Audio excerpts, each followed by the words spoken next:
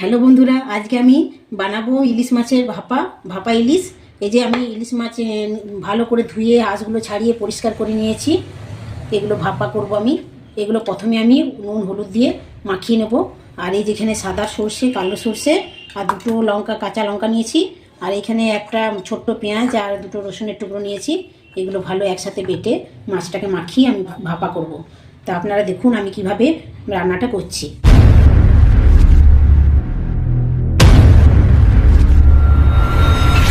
প্রথমে আমি মাছটাকে নুন হলুদ দিয়ে মাখিয়ে নেব। পরিমাণ মতো আমি নুন আর হলুদ দিয়ে মাখিয়ে নিচ্ছি ভালো করে মাছটাকে।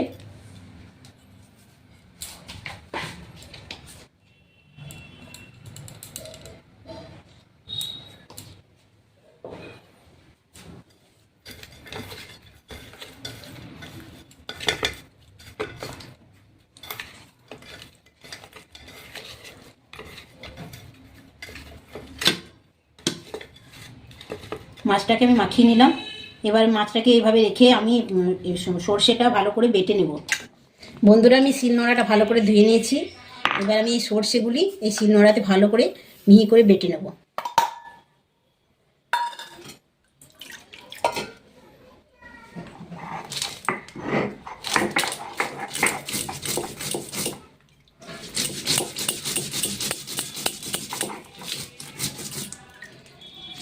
আপনারা চাইলে মিক্সিতে পেস্ট করে নিতে পারেন।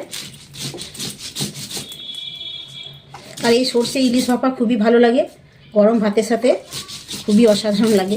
আপনারা বাড়িতে অবশ্যই বানাবেন।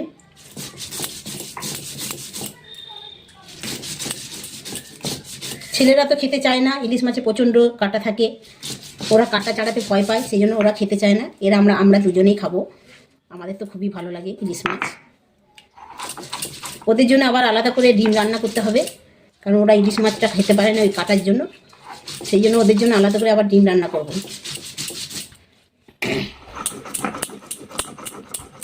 বন্ধুরা, পেঁয়াজ আর রসুন একসাথে সব আমি নিয়ে বেটে নিয়েছি। আর একটু বাটলেই হয়ে যাবে। যত বাটবো এটা মিহি করে ততই ভালো স্বাদ লাগবে। আর এই অবশ্যই আপনারা বাড়িতে ইলিশ ভাপা করবেন।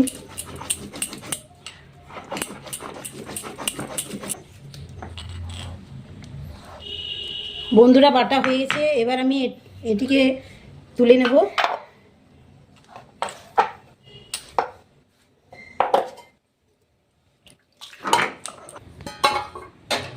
বন্ধুরা, আমি এরকম একটা টিফিন বাটি নিয়ে নিয়েছি।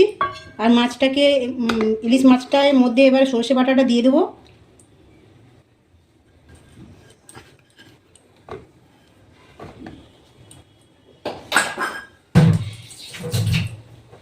এর আগেও আমি মাছের মধ্যে নুন আর হলুদ দিয়েছিলাম অল্প।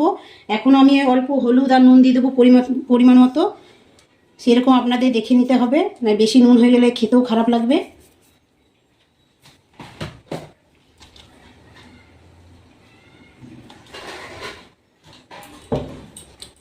এবার এর মধ্যে একটু সর্ষের তেল দিয়ে দেবো।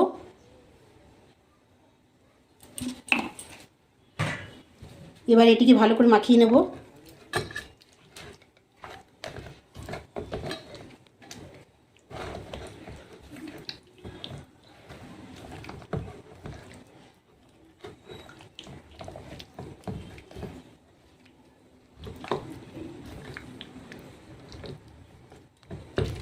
এবার এই টিফিন বাটির মধ্যে মাছটাকে দিয়ে দেব।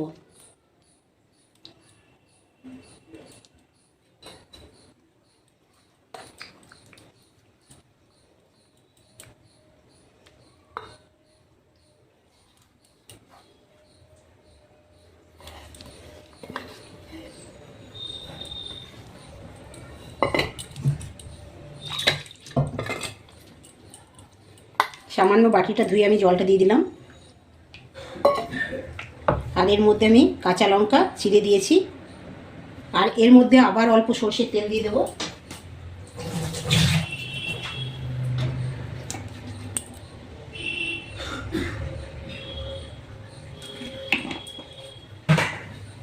এবার ঢাকা দিয়ে আমি এটা ভাপাবো।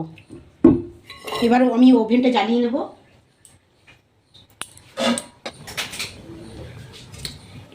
এরকম একটা আমি গামলা নিয়ে নিয়েছি, গামলার মধ্যে জল দিয়ে দেবো। এটার মধ্যে এমনই জল দেবো যাতে টিফিন বাটির মধ্যে না ঢুকে যায়। আর একটা স্ট্যান্ড নিয়েছি, স্ট্যান্ডটা এর মধ্যে দিয়ে দেবো। এবার টিফিন বাটিটা আমি এর মধ্যে দিয়ে দেবো। আর একটা থালা আমি এইভাবে ঢাকা দিয়ে দেবো যাতে ভাপটা না বেরোতে পারে। এবার আমি এটা 30 মিনিট মতো ভাপাতে দেবো। 30 মিনিট পর আমি আবার ফিরে আসছি।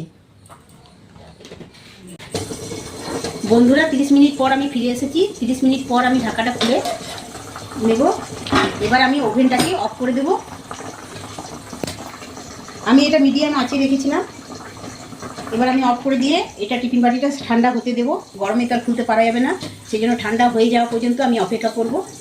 আপনারা ভিডিওটা দেখতে থাকুন। বন্ধুরা আমি এবার টিফিন বাটিটা খুলে আপনাদের দেখাবো। এখনও গরম আছে হালকা।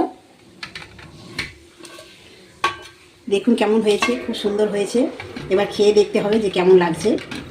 তা আমাদের ভিডিওটা সাথে আপনারা এতক্ষণ ছিলেন, তার জন্য আপনাদেরকে অনেক ধন্যবাদ। আপনারা আমাদের সাথেই থাকুন এবং আমাদের রান্না দেখতে থাকুন। বন্ধুবান্ধবের সাথে শেয়ার করুন যে আমাদের রান্না আপনাদের কেমন লাগলো, সেটাও কমেন্ট করে জানান। আপনারা ভালো থাকুন, সুস্থ থাকুন। ধন্যবাদ।